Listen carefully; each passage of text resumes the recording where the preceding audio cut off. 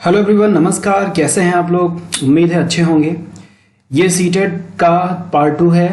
मैं आपको बता दूं कि ये एनवायरमेंट साइंस के लेक्चर मैं कंटिन्यू कर रहा हूं और ये सिर्फ सीटेट ही नहीं, सुपर टेट, यूपी टेट और लेखपाल वैकेंसी जितने भी कॉम्पिटिटिव एग्जाम होते हैं उन सभी में पर्यावरण और पारिस्थितिकी के प्रश्न पूछे जाते हैं। तो इन वीडियोस को आप अच्छे से देखें, चाहे जिस एग्जाम की प्रिपरेशन कर रहे हो आपके लिए ये बेनिफिशियल होगा। तो लास्ट वीडियो में मैंने आपको काफ़ी इंपॉर्टेंट चीज़ें बताई थी, उसमें एमसीक्यूज़ कराए थे। तो यहाँ भी पार्ट 2 में मैं आपके लिए काफ़ी इंपॉर्टेंट एमसीक्यूज़ लेके आया हूँ। आपकी तैयारी कितनी है आप इसको देखें। उसके बाद ये जो क्वेश्चंस हैं इनको आप नोट कर लें या इसकी पीडीएफ मैं अवेलेबल कराता हूँ, पीडीएफ ले लें और इनको याद करें, क्योंकि ये सेलेक्टेड क्वेश्चंस हैं एनवायरमेंट के जो कहीं ना कहीं किसी न किसी रूप में परीक्षाओं में पूछे जाते हैं। तो इनको बहुत ही गंभीरता से तैयार करिए, इनको आप हल्के में ना लीजिए, क्योंकि ये जो क्वेश्चन मैंने सेलेक्ट किए हैं ये एनसीईआरटी की बुक से और ऑथेंटिक किताबों से लिए गए क्वेश्चंस हैं। तो इनको आप देखें और आप टिक करें खुद से पहले कितना स्कोर करते हैं आप, वो अपने आप को जज करें। ये ओवरऑल 20 क्वेश्चन होंगे इसमें, जहां तक मैंने लिखा हुआ है, और आपको इसमें से कितने मिलते हैं वो आप कमेंट जरूर कर दीजिएगा, क्योंकि लास्ट वीडियो में आप लोगों ने कमेंट नहीं किया कि कितना आपने स्कोर किया, तो उससे पता नहीं चला कि आपने अगर हल किया तो कितने नंबर मिले। तो इस वीडियो में प्लीज आप कमेंट करिएगा कि आप इसमें 20 में कितना स्कोर करते हैं। चलिए क्वेश्चन देखते हैं। पहला आपके सामने, आई थिंक आपने अब तक कर भी लिया होगा जितने क्वेश्चन आपके सामने दिख रहे हैं। तो ये पहला है कोरल जिसको मूंगा भी कहते हैं। कोरल कैसी प्रजाति है? तो ये किस प्रकार की प्रजाति है? ये संकेतक प्रजाति है या फाउंडेशन प्रजाति है या की स्टोन प्रजाति है या अम्ब्रेला प्रजाति है? तो मैं आपको बताऊं इससे पहले आप टिक कर लीजिए, उसके बाद मैं आपको आंसर बताता हूं। चलिए कर लिया होगा। तो मैं आपको बताऊं कि कोरल जो है ये फाउंडेशन प्रजाति है।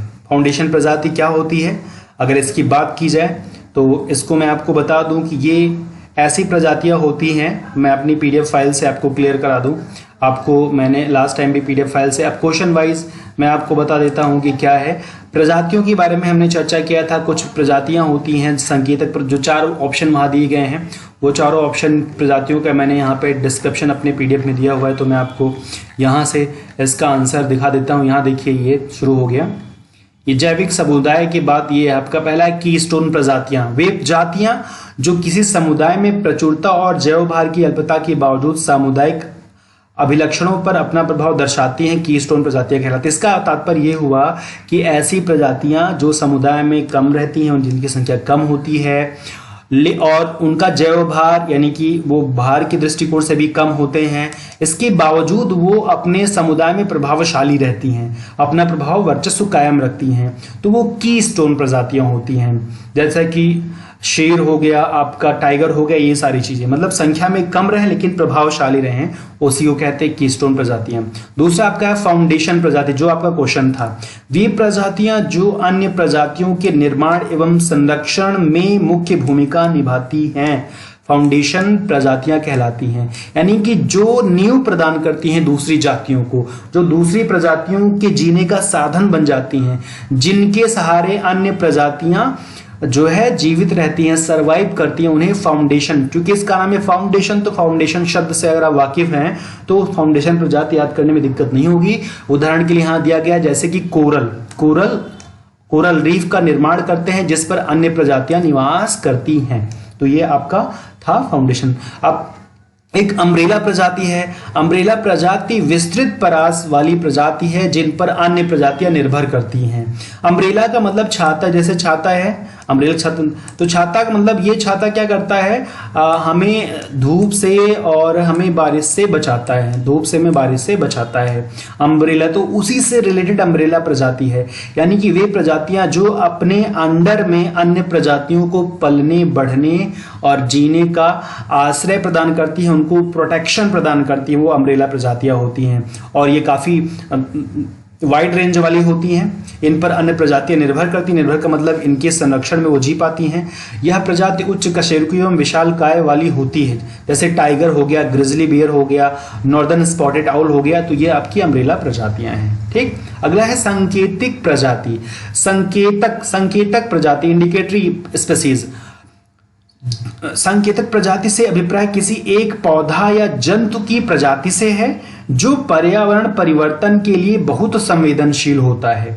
यह प्रजाति पारिस्थितिकी तंत्र की हानि से तुरंत प्रभावित हो जाता है। संकेत कर देना यानी कि अगर मान लीजिए हवा में प्रदूषण बढ़ रहा है, पॉल्यूशन बढ़ रहा है, तो पौधों पे उसका असर दिखने लगे, पौधे पे दिखाई देने लगे, या जैसे ही जल में कोई प्रदूषण बढ़ा तो मछलियां मरने लगती हैं, तो संकेत दे देती हैं कि ये जो है पॉल्यूशन बढ़ रहा है, तो उन्हें संकेतक प्रजातियां कहती हैं। जैसे कि अगर हम बात करें तो लाइकेन पौधा होता है और यहाँ पे मछलियां होती हैं, तो ये सब संकेतक प्रजाति में आती हैं।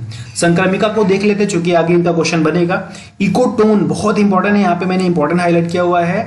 दो या उससे अधिक विविध समुदायों के मध्य संक्रमण क्षेत्र को संक्रमिका या इकोटोन कहते हैं। यानी कि दो समुदाय, जैसे कि यहाँ पे आपका हो गया घास पारितंत्र हो गया, फिर यहाँ पे जंगल वन पारितंत्र हो गया, ठीक है, तालाब पारितंत्र हो गया, तो इनका जो जहां पे ये तीनों एक दूसरे को इंटरसेक्ट करते हैं, अब ये थोड़ा सा ये अच्छे से काम नहीं कर पा रहा है, इंटरसेक्शन जो जोन होता है उसे ही हम कहते हैं संक्रमिका इकोटोन कहते हैं। यानी कि आपने देखा होगा कि तीन अगर सर्कल बनाए जाए, तीनों एक दूसरे को, थोड़ा सा काम नहीं कर रहा, तीनों एक दूसरे को इंटरसेक्ट करें, जैसे एक ये हो गया, इससे ये आपका जंगल वाला था, ये आपका हो गया मान लीजिए वन वाला, तालाब वाला हो गया, और यहीं पे एक घास मैदान आ जाए ऐसे करके ये, तो ये थोड़ा सा शेप नहीं बन पा रहा है, तो ये जो बीच का एरिया रहेगा, ये जो बीच का एरिया, इसी को कहते हैं इकोटोन, ठीक है। और ये तनाव का क्षेत्र होता है, ये छोटे क्षेत्र से लेकर विशाल क्षेत्र तक फैल सकता है। तनाव का क्षेत्र इसलिए होता है कि यहाँ पे जो है तीन अलग अलग, अगर तीन है तो तीन अलग अलग बायोम के जीव रहते हैं, तो उनके बीच स्ट्रगल चलता रहता है, उनके बीच खींचातानी चलती रहती है ना। तो ये आपको कोर प्रभाव क्या है, एज इफेक्ट। कोर प्रभाव एक पारिस्थितिकी अवधारणा है जहां दो पारितंत्र आपस में मिलते हैं। जब दो ही पारितंत्र आपस में मिले, मात्र दो की बात की जाए, तो उसे कहते हैं कोर इफेक्ट, ठीक है। इससे भी क्वेश्चन आगे आपको भी मिलेगा। यहाँ पे एक बात याद रखिएगा, जहां कोर प्रभाव होता है वहां पे जो है प्रजातियां विविध मात्रा में पाई जाती हैं। जैसे कि अगर आपको याद हो कि एशुरी जहां बनती है, जहां पे गर्म पानी जाकर के ठंडे पानी से मिलता है, तो आपको ज्योग्राफी में बताया गया होगा कि इस जोन में जो है मत्स्य पालन की बहुत अच्छी सुविधा होती है, मत्स्य पालन मछलियां बहुत ज्यादा मात्रा में पाई जाती हैं, तो दो पारितंत्र आपस में मिलते हैं, तो वही होता है कोर प्रभाव, ठीक है। तो फिलहाल इतना है, बाकी और बायोम की बात की जा रही है, इन पे अभी क्वेश्चन बनेंगे। जैसे यहाँ पे दिया गया सांप, छिपकली, कीड़े, छोटे पक्षियां, ये मरुस्थल बायोम में पाए जाते हैं। टुंड्रा के बारे में भी याद रखिए, टुंड्रा यह बहुत ठंडी कठोर लंबी शीत ऋतु पाई जाती है। यहाँ पे घास, जंगली फूल, मांस, छोटे शाक आदि वनस्पतियां पाई जाती हैं। यहाँ पे देखिए याद रखना है कैरूबू, ध्रुवी भालू, मस्क ऑक्सन, उल्लू, रोडेंट्स, ये जानवर पाए जाते हैं, तो इन पे क्वेश्चन आगे आपको मिलेगा भी। टैगा के बारे में भी यहाँ जान लीजिए कि टैगा भी लगभग शंकुधारी वृक्षों को कहते हैं। यहाँ पे सदाबहार वृक्ष पाए जाते हैं, जैसे कि स्प्रूस हो गया, फर हो गया ये, और रोडेंट्स, लिनक्स, कैरिबू, हलो भी ये यहाँ पे टैगा में पाए जाते हैं। वर्षावन की बात करेंगे, उष्णकटिबंधीय वर्षावन, ट्रॉपिकल रेन फॉरेस्ट, इस पे भी क्वेश्चन आगे आपको मिलेंगे। तो ये जो है ऐसा वन होता है जहां पे 200 सेंटीमीटर से ज्यादा बारिश होती है, उसे हम वर्षावन कहते हैं, ठीक है। और ये विषुवत वृत्त के विषुवत रेखा के नजदीक वाला क्षेत्र होता है, और ये जैवमंडल का सबसे बड़ा विविधता वाला क्षेत्र। यहाँ सबसे ज्यादा डायवर्सिटी, सबसे ज्यादा विविधता यहीं पाई जाती है, वर्षावन में पाई जाती है। यहाँ पे आर्किड, फन आदि वनस्पतियां पाई जाती हैं। बंदर, हाथी एवं अन्य बड़े स्तनधारी जीव यहाँ पाए जाते हैं। रंग बिरंगी पक्षियां भी बहुत मात्रा में पाई जाती हैं। पारिस्थितिकी एवं पारिस्थितिकी तंत्र की बात कर लेंगे तो इकोलॉजी पे भी क्वेश्चन आता है। इकोलॉजी शब्द का प्रयोग किसने किया था, तो इकोलॉजी शब्द का प्रयोग सर्वप्रथम अर्नेस्ट हैकल के द्वारा किया गया था। इकोलॉजी ग्रीक भाषा के दो शब्दों से ओइकस और लोगस से बना है, जिसका मतलब दिया गया है, बाद में इकोलॉजी शब्द ही इकोलॉजी बना। तो इकोलॉजी शब्द का प्रयोग किसने किया था, अर्नेस्ट हैकल, ये क्वेश्चन पूछा जाता है। फिर आगे यहाँ पे पारिस्थितिकी तंत्र मैंने बताया, इकोसिस्टम, जीव मंडल के सभी संगठक जो पारस्परिक क्रिया में सम्मिलित होते हैं उन्हें पारिस्थितिकी तंत्र कहते हैं। और पारिस्थितिकी तंत्र शब्द का प्रयोग एजी टांसले ने किया था। तो ये भी एक इंपॉर्टेंट फैक्ट है जो आपको याद रखना होगा। अब पारिस्थितिकी तंत्र के घटक की बात कर रहे हैं, तो इसमें जैविक घटक और अजैविक घटक, वहां पे जो आपको कल पढ़ाया गया था वो किसके घटक, वो पर्यावरण के घटक बताए गए थे, उसमें 3 घटक बताए गए थे। यहाँ पे पारिस्थितिकी तंत्र की घटक की बात करेंगे तो 2 ही घटक यहाँ बताए जा रहे हैं, जैविक, अजैविक, बायोटिक, अबायोटिक। अब यहाँ पे जो है पारितंत्र में जैविक घटक को 3 भागों में बांटा गया, एक है उत्पादक, एक है उपभोक्ता और एक है अपघटक। ठीक, उत्पादक प्रोड्यूसर, कंज्यूमर और डिकम्पोजर की बात कर ले रहे हैं। उत्पादक ऐसे जीव एवं वनस्पतियां जो अपना भोजन स्वयं बनाते हैं, उन्हें उत्पादक कहते हैं या स्वपोषी कहते हैं। जैसे हरे पेड़ पौधे, शैवाल, पादप प्लवक एवं कुछ खास जीवाणु जैसे कि साइनोबैक्टीरिया, इस पे कल क्वेश्चन बना था, है ना। तो ये उत्पादक होते हैं, प्रोड्यूसर, ये अपना खाना खुद बनाते हैं स्वयं। उपभोक्ता जो डिपेंडेंट रहते हैं किस पे, इन पे, उत्पादक पे। तो लिखा जो अपना भोजन स्वयं नहीं बनाते हैं उन्हें उपभोक्ता कहते हैं। ये 3 प्रकार के होते हैं, आप जानते होंगे, प्राथमिक उपभोक्ता, द्वितीयक उपभोक्ता, तृतीयक उपभोक्ता। प्राथमिक उपभोक्ता जो सीधे पेड़ पौधों को खाते हैं, गाय बकरी खरगोश। द्वितीयक उपभोक्ता जो गाय बकरी खरगोश को खाते हैं, लाइक भेड़िया शेर सांप। तृतीयक उपभोक्ता जो इनको खाता है, यानी बाज हो गया, शेर हो गया, बाघ हो गया, मानव हो गया। ठीक है, तो ये है। कहीं कहीं आपको सांप को तृतीयक उपभोक्ता भी पढ़ने को मिल जाएगा कि सांप ने जो है, जैसे आपका हो गया मेढक को सांप ने खा लिया, तो वो अलग चीज है, उसको आप जानते होंगे कि कुछ चीजें होती हैं। जैसे मानव द्वितीयक उपभोक्ता में भी रह सकता है, कुछ शाकाहारी मानव होते हैं द्वितीयक उपभोक्ता में रह सकता है। बाघ जो है ये आपका तृतीय उपभोक्ता में रहेगा, इस तो मांसाहारी जीव है ये, है ना। तो कुछ चीजों को लेकर के थोड़ा बहुत जो है ध्यान देने की जरूरत है कि कुछ पार्टिकुलर चीजें हैं जो द्वितीय उपभोक्ता में भी हो सकती हैं, तृतीय उपभोक्ता में भी हो सकती हैं, वो आई थिंक आपको पता होगा।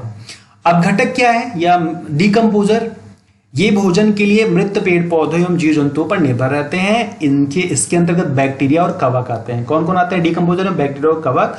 अब घटक अपना भोजन निगलते नहीं है, खास बात ये निगलेंगे नहीं, बल्कि भोजन पर विभिन्न प्रकार के एंजाइम उत्सर्जित करते हैं जिससे वो डिकम्पोज हो जाता है, सड़ गल जाता है। आप देखते होंगे जब कोई जानवर मरा पड़ा रहता है, अगर आपने कभी जाने में नजर पड़ी हो, तो धीरे धीरे करके वो मिट्टी में मिल जाता है। तो उसमें जो बैक्टीरिया होता है वो उसको डिकम्पोज कर देता है, मिट्टी में मिला देता है, केमिकल को, एंजाइम को उसके ऊपर छोड़ करके। पारिस्थितिकी तंत्र के नियम भी आपसे पूछे जा सकते हैं। पारिस्थितिकी तंत्र के नियम में एक है एकरूपता का नियम। ये कहता है कि जो भौतिक एवं जैविक प्रक्रम हमेशा समान स्थिति में रहता है, ठीक है, वो कभी बदलता नहीं है, बल्कि उसकी तीव्रता, परिणाम ये सब बदल जाता है। तो इस पे हलाल क्वेश्चन नहीं बना है, इससे क्वेश्चन बनता है ऊर्जा प्रवाह का एक दिशीय नियम। ये कहता है कि सूर्य से प्राप्त सौर ऊर्जा विभिन्न रूपों में प्राणियों में प्रवाहित होती रहती है। प्राणियों द्वारा ऊष्मा के निष्कासन के फलस्वरूप या शून्य में चली जाती है, अर्थात उसी ऊर्जा का पुनः उपयोग नहीं हो सकता, जिसे ऊर्जा प्रवाह का एक दिशीय नियम। अर्थात ऊर्जा एक दिशा से, जैसे इधर से जा रही है तो इधर ही जाके समाप्त हो जाएगी, ये लौट के फिर इधर नहीं आ जाएगी कि इधर इस दिशा में घूम जाए। यानी कि ऊर्जा एक दिशीय ही प्रवाहित होती है, ऊर्जा सिर्फ एक ही दिशा में प्रवाहित होती है। तो ये कहता है। तीसरा इंपॉर्टेंट काफी है, ये कई बार एग्जाम में पूछा गया, ऊर्जा स्थानांतरण का 10% नियम। ये 10% पारिस्थितिकी तंत्र के 10% नियम के नाम से भी फेमस है। इसकी जो है अवधारणा लिंडेमान ने दिया था, एक वैज्ञानिक है लिंडेमान, वो यहां लिखा नहीं, वो याद रखिएगा। इसमें यह बताया जाता है कि जो ऊर्जा का प्रवाह है हर लेवल पे मात्र 10% ही होता है। इसको मैंने बहुत विस्तार से पहले बताया था। जैसे मान लीजिए यहाँ 100% है पेड़ पौधों में, अगर इसको बकरी खाएगी तो यहाँ आएगी तो बकरी के पास 10% जाएगा, ठीक है। अब बकरी को जो खाएगा यहाँ, उसके बाद बकरी को जो खाएगा, अब इस 10% का 10% इसके पास आएगा, यानी कि ये 1% रह जाएगा। ऐसे करके फिर जब अब इसको जो खाएगा उसके पास 1% का 10% है, यानी हर बार मात्र 10% एनर्जी ही आगे जाती है। हर स्टेप पे मात्र 10% एनर्जी आगे ट्रांसफर होती है। इसे ऊर्जा प्रवाह का 10% नियम कहते हैं। लिंडेमान ने इसको दिया था। अजैविक घटक बहुत सारे हैं। अबाउट यहाँ पे अबैटिक कंपोनेंट, भौतिक कारक में तापमान, आर्द्रता, प्रकाश, दाब, ये सब हैं। और अकार्बनिक में जल, गैस, मिट्टी, खनिज, चट्टान, ये सब हैं। कार्बनिक में प्रोटीन, कार्बोहाइड्रेट, वसा। तो ये बहुत सारी चीजें यहाँ पे हैं, इनको हम आगे कंटिन्यू करेंगे। अभी फिलहाल हम आ जाते हैं वहां पे आपको, जहां पे हम आपको MCQs करा रहे थे। फिर जरूरत पड़ेगी तो फिर हम PDF में चले जाएंगे। तो पहले कहां से मिल गया? दूसरा है ग्रिजली बेयर। अभी मैंने वहां पढ़ाया था, शायद याद हो, नहीं याद हो तो मैं बता दूंगा। ग्रिजली बेयर, टाइगर आदि कौन सी प्रजाति के हैं? तो टाइगर से याद रखिएगा अम्ब्रेला प्रजाति है ना, जो कि ये प्रोटेक्ट करता है। पर्यावरण परिवर्तन के प्रति संवेदनशील प्रजाति कौन सी है? अभी मैंने आपको पढ़ाया, पर्यावरण परिवर्तन के प्रति संवेदनशील प्रजाति कौन सी है?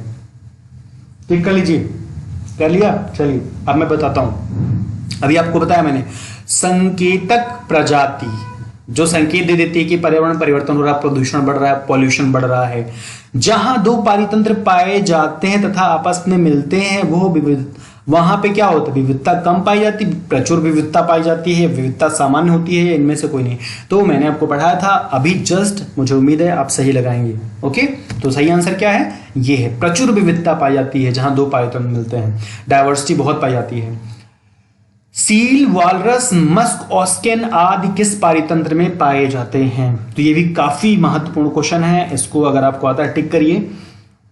4 यहाँ पे है, टुंड्रा पारितंत्र, मरुस्थल, उष्णकटिबंधीय वर्षावन, इसको ट्रॉपिकल रेन फॉरेस्ट कहते हैं, और ये टैगा है। तो आई थिंक लगा लिया होगा, इसका सही आंसर है ये पाया जाता है टुंड्रा में, ये भी कई बार पूछा गया है। जैवमंडल का सर्वाधिक विविधता वाला क्षेत्र कौन सा है? ऑप्शन देख लीजिए तब लगाइएगा। उष्णकटिबंधीय मानसूनी वन, भूमध्य सागरीय वन, उष्णकटिबंधीय वर्षावन या टुंड्रा वन। तो ये है आपका उष्णकटिबंधीय वर्षा वन। ये ट्रॉपिकल रेन फॉरेस्ट में सबसे ज्यादा डायवर्सिटी पाई जाती है, ये याद रखिएगा। सबसे ज्यादा बारिश होती है, सबसे ज्यादा गर्मी होती है, इसलिए यहाँ पे वेजिटेशन बहुत ज्यादा होता है, बहुत डायवर्सिटी होती है। 2 या अधिक विविध समुदायों के मध्य संक्रमण क्षेत्र कहलाता है। क्या कहलाता है? इसमें अभी मैंने आपको थोड़ी देर पहले बताया, आई थिंक आपको याद होगा। इस 4 में से कोई एक सही है। तो जो संक्रमण क्षेत्र होता है उसको कहते हैं इकोटोन, है ना, ये सही है। रोडेंट्स, लिनक्स, कैरिबू आदि पाए जाते हैं, ये सब कहाँ पाए जाते हैं? टुंड्रा क्षेत्र में, टैगा क्षेत्र में, उष्णकटिबंधीय वर्षावन में, भूमध्य सागरीय वन में। बताइए, अभी हालांकि मैंने जस्ट पढ़ा है तो शायद अभी ना याद हो, लेकिन आप इसको नोट करके याद कर लीजिएगा, है ना। तो लगा लिया बिल्कुल। अभी मैंने आपको बताया था, वहां जब देखेंगे पीछे वीडियो में जाकर के तो आपको मिलेगा टैगा क्षेत्र, तो ये आपका है। ठीक है, चलिए अगला क्वेश्चन देखिए। अगला है पारिस्थितिकी यानी इकोलॉजी शब्द का प्रयोग सर्वप्रथम किसके द्वारा किया गया था? ये तो गलत नहीं होना चाहिए, अभी जस्ट आपको बताया। अर्नेस्ट हैकेल, एजी टांसले, जेम्स ब्राउन या डार्विन। वेरी इंपॉर्टेंट क्वेश्चन है, कई बार एग्जाम में पूछा गया है। ठीक है, तो इसको जरूर याद रखिएगा, नोट कर लीजिएगा। आई थिंक आपने लगा भी लिया होगा, इसका सही आंसर क्या है? Ernest Haeckel. पारिस्थितिकी तंत्र शब्द का प्रयोग किसने किया था? इसको भी जस्ट मैंने बताया। इकोसिस्टम का किसने प्रयोग किया? रचल कार्सन, अर्नेस्ट हैकेल, एजी टांसले, जेम्स ब्राउन। लग गया होगा क्योंकि इजी अभी जस्ट पढ़ाया था। तो इसका आंसर क्या है? एजी टांसले। इंपॉर्टेंट है, दोनों पे कंफ्यूज मत होइएगा, अर्नेस्ट हैकेल और एजी टांसले, दोनों को आप याद रखिए। पारिस्थितिकी तंत्र में जैविक घटकों को कितने भागों में बांटा गया है? अभी आपको मैंने थोड़ी देर पहले बताया कि पारिस्थितिकी तंत्र में जब जैविक घटकों को डिवाइड किया जा रहा है तो 3 भागों में डिवाइड किया गया था ना। एक क्या था? उत्पादक, उपभोक्ता और संघटक या डिकम्पोजर। शैवाल क्या है भाई? शैवाल क्या है? उत्पादक है कि उपभोक्ता है कि अपघटक है कि जीवाणु है? सोच समझ के लगाइएगा। तो शैवाल क्या है भाई? उत्पादक है ये। ठीक है, ये उत्पादक है, अपना भोजन स्वयं आता है। मेढक डेडस है, प्रथम उपभोक्ता, द्वितीय उपभोक्ता, तृतीय उपभोक्ता, बी और सी दोनों। अब ध्यान से सोच के लगाइएगा, आपको समय दे दे रहे हैं, इसका आंसर हम बाद में बताते हैं, आपको आगे बढ़ जाते हैं। ठीक है, 29 का भी थोड़ी देर बाद बताते हैं ताकि आप अपना सोच सकें। रोक करके वीडियो हालांकि सोच लीजिएगा, उसके बाद लगाइएगा, मैं आपको बता देता हूं। चलिए 29 का सही आंसर होगा द्वितीय उपभोक्ता। क्यों? आप सोचिएगा आराम से। पारिस्थितिकी तंत्र के नियम के अनुसार ऊर्जा का प्रवाह डैश होता है, 1-2 दिशाओं में, 1 दिशा में, सभी दिशाओं में, इनमें से कोई नहीं। ये तो एकदम ईजी है, चूंकि जस्ट पढ़ाया था मैंने। आंसर क्या है? 1 दिशा में। पारिस्थितिकी तंत्र में ऊर्जा स्थानांतरण का 10% नियम किसने दिया? एजी टांसले ने, अर्नेस्ट हैकेल ने, लिंडेमान ने, डार्विन ने। बताइए, अभी जस्ट पढ़ाया मैंने आपको। ओके, चलिए सही है सबका, लिंडेमान। अब आगे देखते हैं, महोगनी, आबनूस, रोजवुड आदि वृक्ष किन वनों में पाए जाते हैं? बहुत ध्यान से लगाइएगा, ये 4 ऑप्शन दिए गए हैं, पढ़ लीजिए, साफ होंगे। ये उष्णकटिबंधीय सदाबहार वन है, इसको कहते हैं ट्रॉपिकल एवरग्रीन फॉरेस्ट। ये ट्रॉपिकल डेसिडुअस फॉरेस्ट है ये, और ये आपका हुआ शीतोष्ण कटिबंधीय वन, भूमध्य सागरीय वन। तो लगा लिया होगा आपने, तो यही है सदाबहार वन, ये वाला, इसको रेन फॉरेस्ट भी बोलते हैं। ए। साल, सागौन, शीशम आदि वृक्ष किन वनों में पाए जाते हैं? इन सारे वनों वाले क्वेश्चन को बहुत ध्यान से लगाइएगा, याद जरूर कर लीजिएगा, इन पे क्वेश्चन जरूर पूछे जाएंगे। चलिए लगा लिया होगा आपने, ध्यान से देख लीजिएगा। ये पर्णपाती वनों में पाए जाते हैं, ये डेसिडुअस फॉरेस्ट कहते हैं इनको, है ना, इंग्लिश में। पत्तियां अपनी गिरा देते हैं ये। किस देश में उष्णकटिबंधीय सदाबहार वनों को सेल्वास कहते हैं? सेल्वास कहीं मिलेगा, ये काफी बार पूछा गया, इंपॉर्टेंट क्वेश्चन है, काफी इंपॉर्टेंट है ये। उत्तरी अमेरिका, दक्षिण अफ्रीका, वेनेजुएला, ब्राजील। तो सही हो गया होगा, आपने लगा लिया होगा। सही आंसर क्या है? ब्राजील। चीड़, देवदार, फर, स्प्रूस आदि वृक्ष किन वनों में पाए जाते हैं? बताना है आपको, ध्यान से देखिएगा। चीड़, देवदार, है ना, देख लिया आपने, ये आपका सही आंसर होगा। शंकुधारी या टैगा वनों में पाए जाते हैं। अगला है खट्टे रसीले फल जो है ये नारंगी, नींबू आदि किस वनों में विशेष रूप से पाए जाते हैं? तो ये किन वनों की विशेषता ये बताना है। तो इसका आंसर उष्णकटिबंधीय वर्षा वन, भूमध्य सागरीय वन, शंकुधारी वन, भूमध्य अक्षांशीय सदाबहार वन। तो इसका जो सही आंसर है वो है भूमध्य सागरीय वन। ठीक है, तो ये इस वीडियो में इतना ही है, और इस वीडियो की पीडीएफ ही मैं प्रोवाइड करने का प्रयास कर रहा हूँ। मैंने कल भी कॉन्टैक्ट नंबर दिया था, आप जो है कॉन्टैक्ट नंबर पे मैसेज, अगर ज़रूरत लगे तो आप कॉन्टैक्ट नंबर पे आप मैसेज करके पीडीएफ ले सकते हैं और अपनी प्रिपरेशन को बेहतरीन कर सकते हैं। और जो भी एग्ज़ाम की प्रिपरेशन कर रहे हैं, हर एग्ज़ाम के लिए ईवीएस के काफ़ी क्वेश्चन पूछे जाने लगे हैं, तो इनको ज़रूर याद रखिए और मेहनत करते रहिए। मेरी हमेशा की तरह गुजारिश है कि घर में रहें, लॉकडाउन का पालन करें, मेहनत करें, साफ सफाई से रहें और खुद का ख्याल रखें और अपनों का ख्याल रखें। मिलेंगे अगले वीडियो में पार्ट 3 में, तब तक के लिए आपको गुड लक। Thank you. जय हिंद, वंदे मातरम।